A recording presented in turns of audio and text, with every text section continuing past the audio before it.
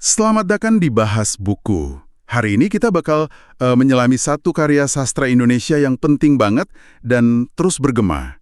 Novel Laut Bercerita karya Leila S. Chudori. Sumber kita kali ini langsung dari kutipan-kutipan pilihan di novelnya. Betul, novel yang dampaknya terasa banget ya. Iya kan? Misi kita sekarang ini coba mengurai lapisan-lapisan ceritanya dari dua sudut pandang utama dalam kutipan yang kita punya. Terus, kita gali bareng tema-tema mendalamnya buat Anda. Apalagi latarnya kan aktivisme mahasiswa, penghilangan paksa di akhir Orde Baru, gambaran kehilangan, trauma, pencarian kebenaran yang nggak selesai-selesai. Persis. Oke deh, mari kita mulai bongkar pelan-pelan. Siap. Kita awali dari perspektif biru laut. Nah, ini uniknya. Dia cerita dari dasar laut.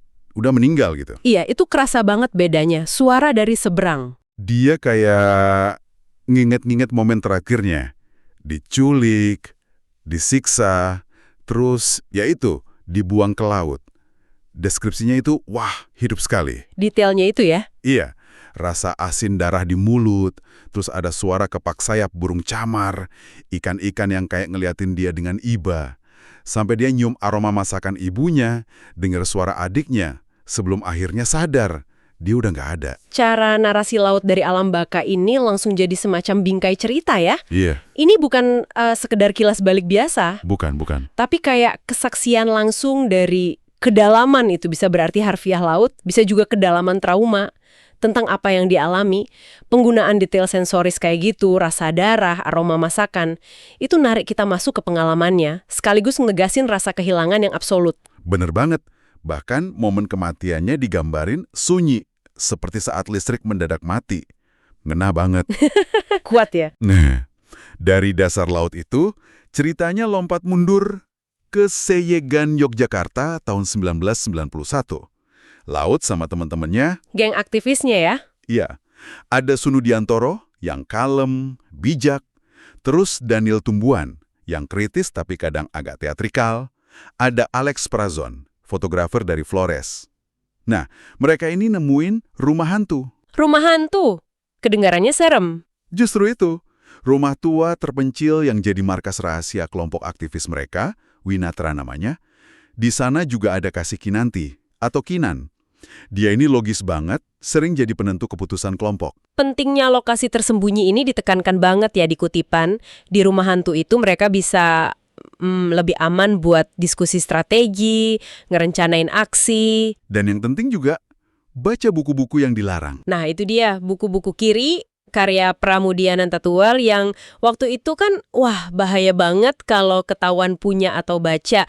Ini langsung ngasih kita gambaran, betapa represifnya iklim intelektual dan politik Orde Baru saat itu. Nggak bisa sembarangan ngomong atau baca.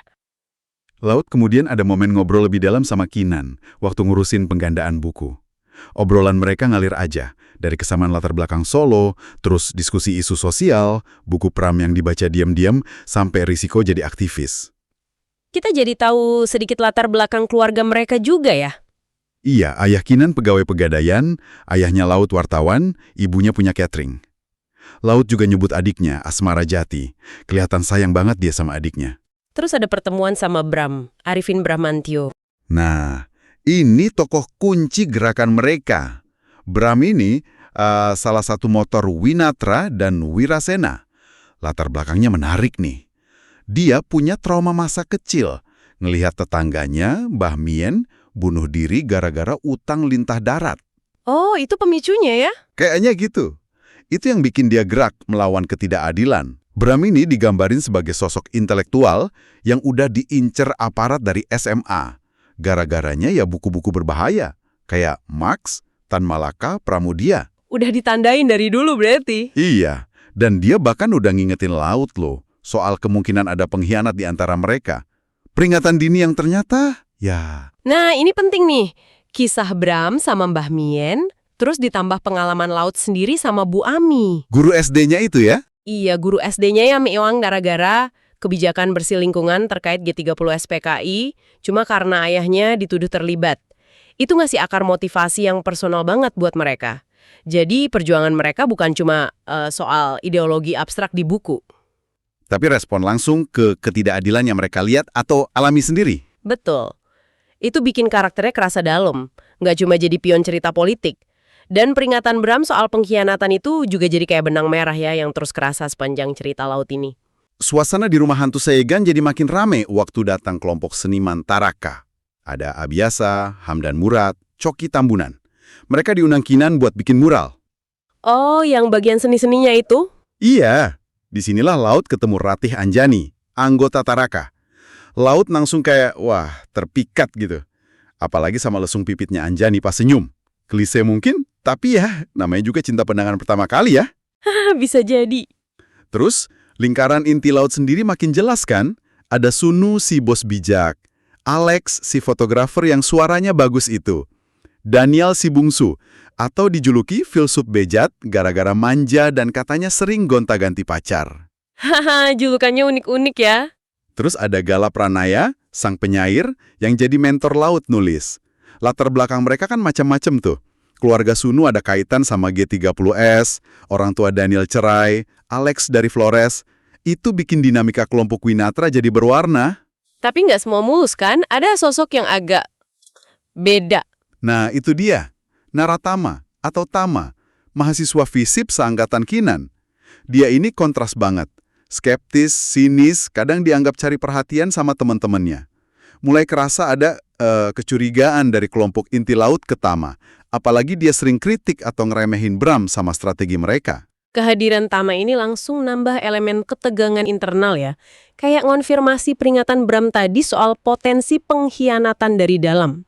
Jadi ancamannya nggak cuma dari luar, dari aparat, tapi bisa jadi dari orang yang duduk semeja diskusi sama mereka. Kompleks jadinya. Dan ketegangan itu akhirnya pecah. Kutipan ini bawa kita ke momen penculikan Laut. Maret 1998, di Rumah Susun Klender, Jakarta. Penggambarannya ini bikin merinding, serius. Gimana detailnya? Listrik tiba-tiba padam, tapi cuma di unit mereka. Aneh kan? Terus 4 orang asing, badannya gede-gede, dobrak masuk. Laut coba ngelawan tapi langsung ditodong pistol. Mereka nemuin KTP asli Laut Biru Laut Wibisono dan salah satu penculik yang Laut juluki si mata merah nyeletuk sinis soal namanya itu. Wah, langsung intens ya? Banget. Dari sini babak penyiksaan dimulai. Laut dibawa ke lokasi rahasia, mata ditutup, tangan diborgol. Diinterogasi soal Kinan, Gala Pranaya, tokoh oposisi lain. Kekerasan fisiknya digambarin gamblang banget. Disiksa fisik ya? Iya, pukulan, tendangan, disundut rokok. Tapi yang paling parah itu pakai setrum listrik dari tongkat. Katanya sakitnya luar biasa. Belum lagi teror psikologisnya. Mereka ngancam mau nyakitin Anjani buat matahin semangat Laut. Brutal sekali ya penggambaran penyiksaannya.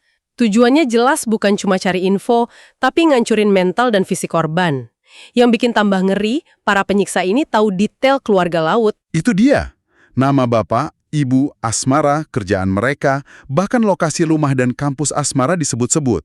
Gila. Itu nunjukin operasinya sistematis banget dan intelijensinya dalam. Ini bukan penculikan acak, tapi udah direncanain mateng. Di tempat penyekapan itu, Laut sadar dia nggak sendirian. Ternyata teman-temannya, Alex, Daniel, terus nyusul Sunu, Dana Suarsa, Julius Sasongko juga ditahan di situ.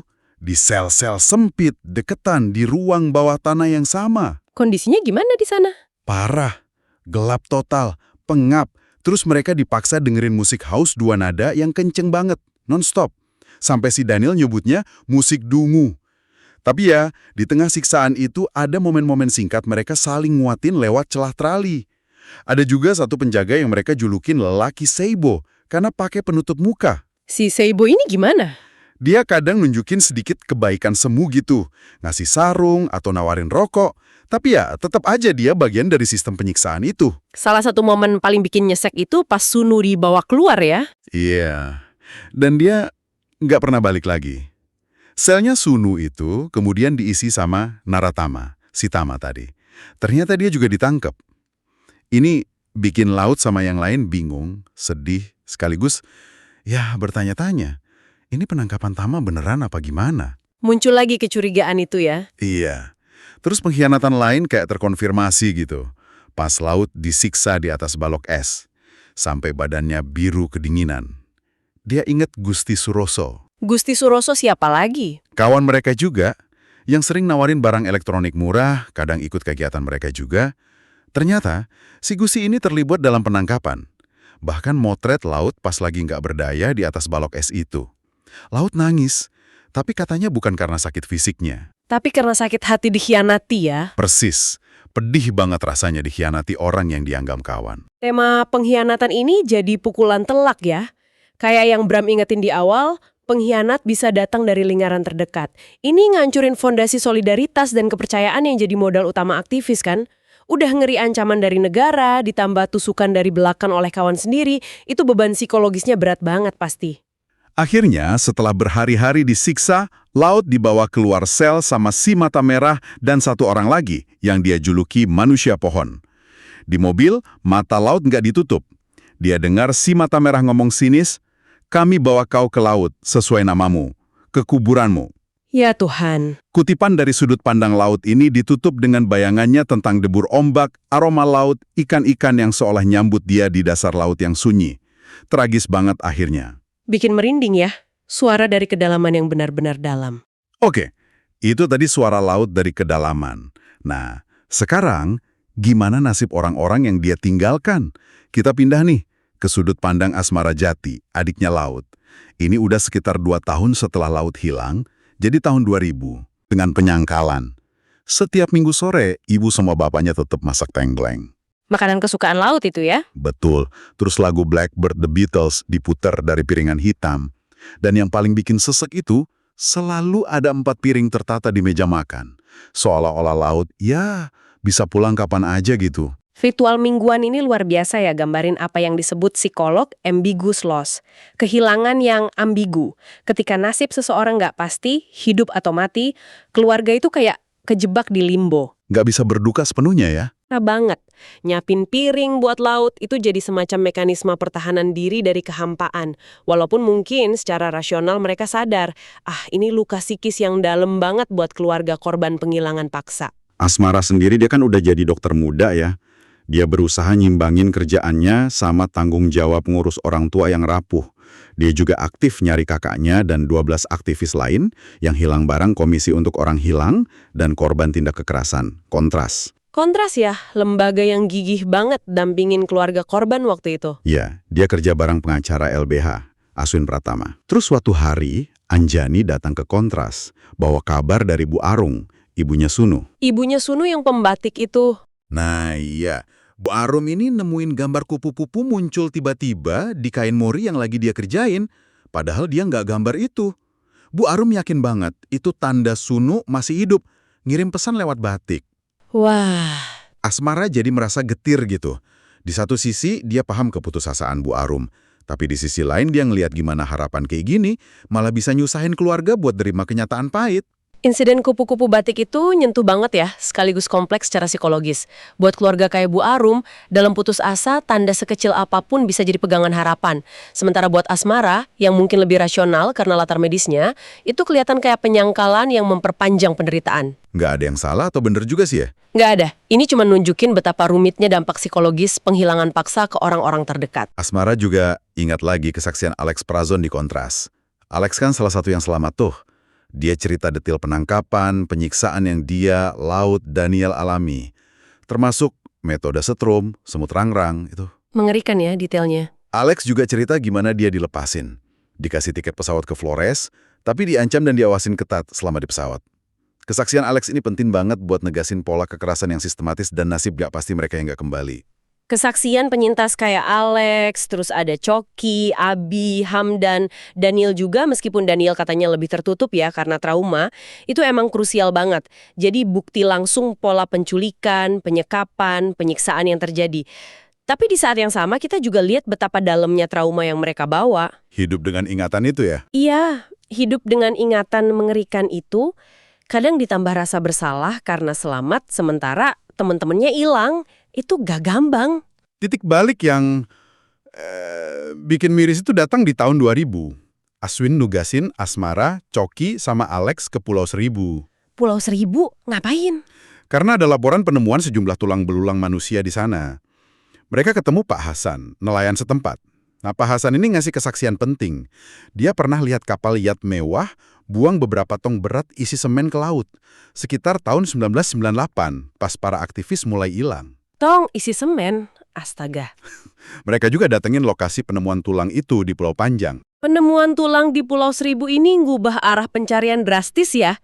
Fokusnya geser dari kemungkinan aktivis masih disekap di suatu tempat ke kemungkinan terburuk, mereka udah dibunuh dan jenazahnya sengaja dihilangin di laut.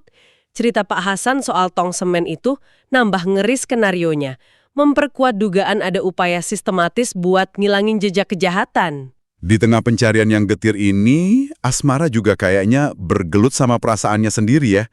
Dia ingat masa kecilnya sama laut. Beda minat mereka, sastra sama sains, tapi tetap dekat. Dia juga ingat awal dekatnya sama Alex, yang keputus tragis gara-gara penculikan itu. Ada pergulatan batin ya, gimana deketin Alex lagi yang sekarang bawa luka trauma. Iya, luka fisik dan psikis yang dalam banget. Gimana ngadepinnya gitu. Terus cerita lompat lagi nih, ke tahun 2007. Udah cukup lama ya jedanya. Iya, di sini digambarin aksi Kamisan. Aksi diem mingguan yang dilakuin keluarga korban pelanggaran HAM berat, termasuk keluarga korban penghilangan paksa 7998, tiap Kamis sore di depan Istana Negara. Aksi yang legendaris itu ya? Betul. Mereka berdiri diam, bawa payung hitam sama foto orang-orang terkasih mereka. Ada momen penting di sini. Ibunya Asmara, yang udah bertahun-tahun kayak tenggelam dalam penyangkalan di rumah, akhirnya mutusin ikut gabung aksi ini bareng Anjani. Wah, itu langkah besar ya buat ibunya. Banget. Aksi Tamisar itu jadi simbol perlawanan diam yang kuat banget dan konsisten ya. Ngingetin publik sama negara soal utang keadilan yang belum lunas. Keputusan Ibu Asmara sama Anjani buat ikut itu menunjukin evolusi penting dari duka privat yang ngelumpuhin jadi tuntutan keadilan kolektif di ruang publik. Dan aksi Kamisan ini kan ya kita tahu masih terus jalan sampai sekarang, itu nunjukin betapa panjang dan gigihnya perjuangan cari kebenaran. Bagian Asmara di kutipan ini ditutup dengan surat yang dia tulis buat laut. Dia cerita soal kondisi keluarga, perubahan di Indonesia pasca reformasi 98, lebih bebas. Buku Pram udah bisa dibaca terang-terangan. Dunia udah berubah ya? Iya, terus dia cerita keputusannya dalamin forensik buat bantu identifikasi korban, hubungannya sama Alex yang mulai membaik, dan tekad mereka buat terus berjuang. Dia minta laut dimanapun adanya buat tenang dan biarin mereka lanjut hidup sambil terus ingat dia. Suratnya mengharukan banget. Pahit manis gitu ya rasanya? Jadi kalau kita tarik benang merah dari kutipan-kutipan laut bercerita ini, kita dapat dua narasi yang saling isi ya. Satu sisi, pengalaman mengerikan laut sebagai korban langsung, dari diculik sampai akhir hayatnya. Sisi lain, perjuangan panjang Asmara sebagai wakil keluarga yang ditinggalin, ngadepin kehilangan ambigu, dan nyari keadilan. Betul sekali. Tema utamanya jadi sangat jelas dan nonjok. Kekerasan negara, penghilangan paksa sebagai alat politik di era Orde Baru, terus dampak trauma yang berlapis-lapis ke korban, keluarga, penyintas, pergulatan antara ingatan sama penyangkalan. Upaya cari keadilan yang nggak kenal lelah, walau sering bentur tembok. Iya, dan gimana di tengah semua itu ada kisah cinta, persahabatan, tapi juga pengkhianatan yang pahit. Semuanya kayak terjalin jadi satu dalam pusaran sejarah politik Indonesia. Dan detail-detail spesifik yang dikasih Lela Chudori itu loh yang bikin cerita ini nemper banget. Mulai dari markas rumah hantu, diskusi buku Pram diam-diam, siksaan setrum. Ritual tengkleng tiap minggu, kupu-kupu di kain batik Bu Arum. Penemuan tulang di Pulau Seribu, sampai aksi diam Kamisan itu. Semuanya kerasa nyata banget. Ya, novel ini, lewat kutipan-kutipan yang kita bahas ini, fungsinya jadi pengingat yang kuat akan bagian kelam sejarah Indonesia yang beneran terjadi loh. Ini bukan sekedar fiksi. Ini kayak gema suara mereka yang coba dibungkam dan cermin perjuangan cari keadilan yang masih relevan sampai sekarang. Buat Anda yang nyimak, mungkin ini jadi pertanyaan ya, tentang ingatan kolektif kita, tentang akuntabilitas. Dan tentang makna kemanusiaan saat kita berhadapan dengan kekejaman semacam itu. Kutipan dari Laut Bercerita ini benar-benar bawa kita menyelami kedalaman rasa kehilangan, ketidakadilan, harapan yang rapuh, tapi juga kekuatan ingatan dan cerita itu sendiri. Kita dengar suara laut dari dasar samudra, kita saksikan perjuangan Asmara di daratan. Ini ngebuktiin kalau cerita, apalagi yang ditulis sekuat ini, punya daya buat jaga ingatan tetap nyala. Buat terus bercerita walau suara fisiknya udah hilang. Mungkin pertanyaan penutup buat Anda renungkan nih. Gimana ya sebuah bangsa bisa berdamai sama masa lalu yang terluka kayak gini? Terutama kalau keadilan formal rasanya masih jauh panggang dari api. Dan gimana cerita-cerita kayak Laut Bercerita ini ngebentuk cara kita memahami keadilan dan kemanusiaan hari ini. Pertanyaan yang bagus untuk direnungkan. Terima kasih banyak sudah menyimak pembahasan mendalam kita kali ini. Sampai jumpa di eksplorasi berikutnya.